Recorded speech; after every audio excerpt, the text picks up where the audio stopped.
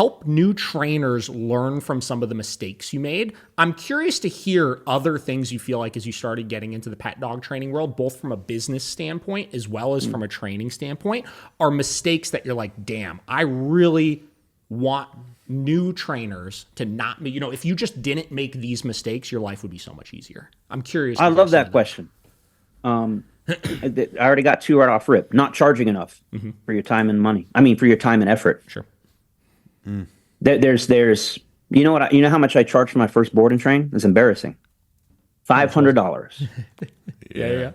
I've definitely done and that. I don't regret it. I had to learn. I didn't have anyone. Sure. At the time, I didn't have anyone to like call and ask for help. I just did it. Everything I did like was on my own, you know, aside from, of course, asking people if I ran into an actual training problem, but not business wise, right? I didn't have any business person to lean on. Not at first. Yeah. So there you go, $500. And then when you do the math, I was like, I think I made 50 cents an hour. Yeah. Like no joke. It was like sad. Mm-hmm. So then I charged $1,000 for the next one. I just kept doubling over time. Mm-hmm. But always at the end, I had this huge sense of relief and pride. Like, man, I was so proud of those initial dogs I trained. I poured my heart and soul in them. It's just one dog at a time early on. Yeah. And those dogs turned out just killer. Mm-hmm.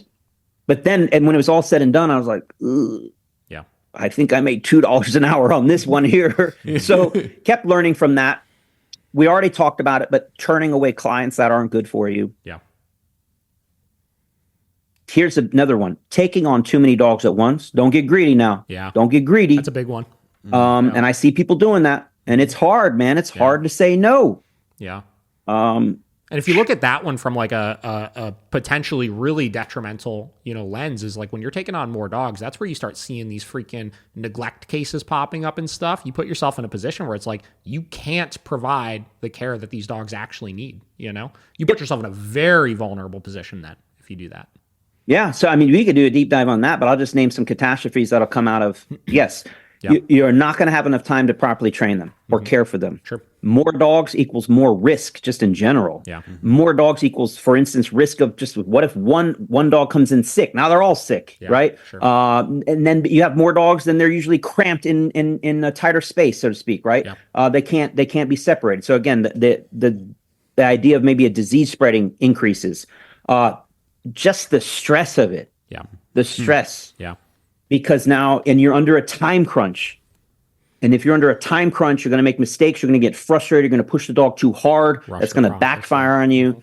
And there's a lot of stress, even to this day, of like, for me anyways, I'm like, boy, this dog better perform. Like I sometimes have conversations with them. They don't know what I'm saying, but I'm like, can you just do good for me? Can you do that? Can you not make me look like so. But man, you multiply that by 8 dogs, 12 dogs, whatever it is, your number. So that's one. Here's another one.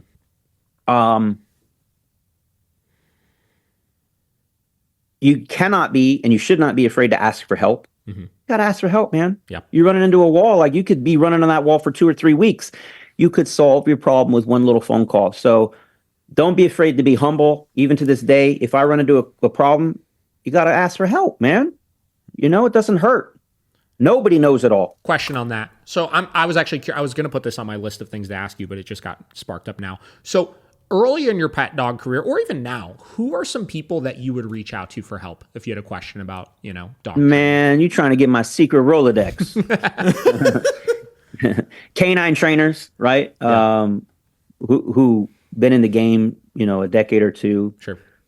Justin Rigney, I'm a huge fan of. He's my dog trainer mentor, if you will, and my friend. What's his last name? And Rigney. Rigney. I'm not sure. Canine Services Unlimited. He's out of Knoxville. A big, well-known police canine. He's a police canine trainer. Got it. Okay, yeah, good. But he does pet dogs too, for sure. The name sounds familiar, but I don't know off the top of my head. Yeah, you've seen him. There's no way you haven't seen him on Instagram. Rig Canine. Yeah. Killing it, man. And nice. Michael Ellis, who I am not friends with, but man, that's my guy right there. I really love his stuff. I want to get him on my podcast. Actually, yeah. He's the man. He's the fucking man. He's just kind of where I started my journey. Early on. Same. Yeah. Love the way he teaches. Bart Bellin, even though I'm not friends with him, I met his wife Michael Yeah. But I like watching his stuff just for inspiration. Yeah. Are you super his familiar delivery. with the Nepopo style? Like, have Oh, you yeah, done yeah, like yeah. classes on it and stuff at all, or Say that again. have you done like classes on it at all, or anything?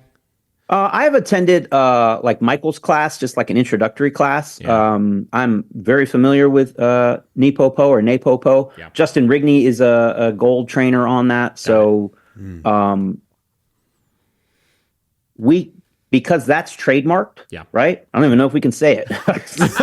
No, I mean it's great, man. And but our philosophies are very much in line with Napopo. Sure. I mean, Napopo is just a way of delivering Negative, positive, operant positive. conditioning, Yeah, right? yeah. It's operant conditioning. Yeah, So, for sure.